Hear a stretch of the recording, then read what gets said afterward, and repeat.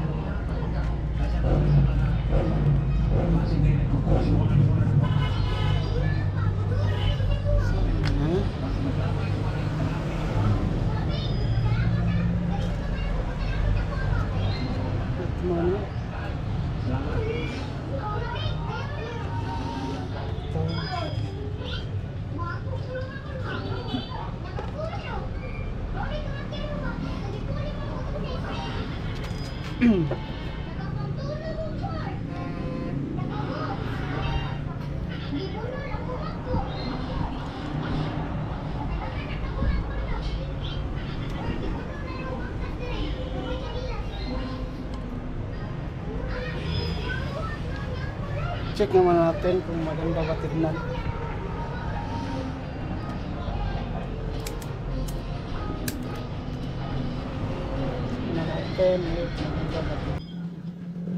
Ayan, medyo nahirapan pa akong ikabit yung mga sticker dyan. Ilang ulit ko pa yung tinanggal, tanggal kabit, yan.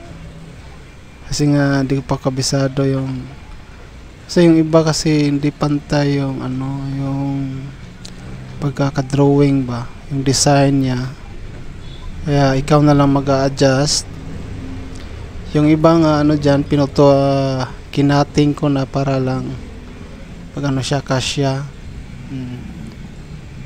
Tanggal kabit siya. Tignan nyo naman. Kasi paglagay ko minsan may ano pa, may bubbles pa sa loob, kaya ano ba talaga, talagang anuhin mo na wala siyang bubble sa loob pagkabit mo yan. Madali lang naman siya tanggalin, tsaka madali lang din ikabit, tsaka waterproof to. Sana lang magtagal tong dikit niya. Maganda naman yung sticker, guys. Makintab siya, glossy siya na sticker. Papakita ko sa inyo yung result mamaya. Ayan, yan na yung result, guys. Tingnan nyo. Diba? Iikot natin. Medyo madilim eh. Ikot tayo, ikot. Ayan, mapakita ko. O diba, ang ganda. Swabe o mas lalong pumugi yung motor natin. Kasi magkasing kulay sila ng mugs niya. Nilagyan ko din ng sticker. O diba? Pugi.